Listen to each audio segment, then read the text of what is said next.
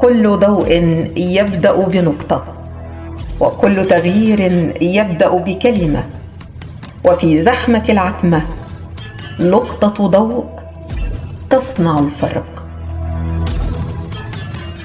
ربما لا نضيء العالم كله، ولكن يكفي أن نمنح قلبا واحدا نقطة ضوء. نقطة ضوء.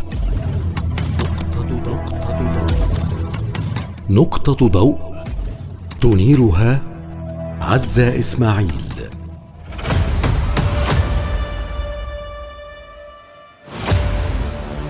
في كل جدار من جدران التاريخ المصري نقش من نور يروي حكاية من بنوا حضارة لم تشبهها حضارة. لم تكن الأهرامات حجارة صامتة، بل كانت شهادة ميلاد للعقل الإنساني، وهو يحلق في فضاء الخلود.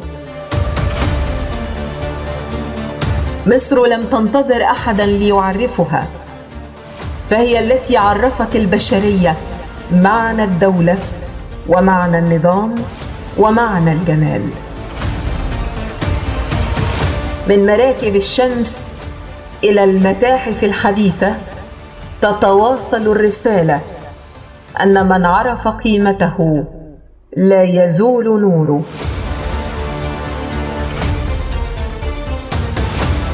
حين تفتح أبواب متحف الحضارة لن يكون الحدث مجرد افتتاح، بل استدعاء لروح أجداد تذكرنا أننا صناع المجد منذ فجر الضياء.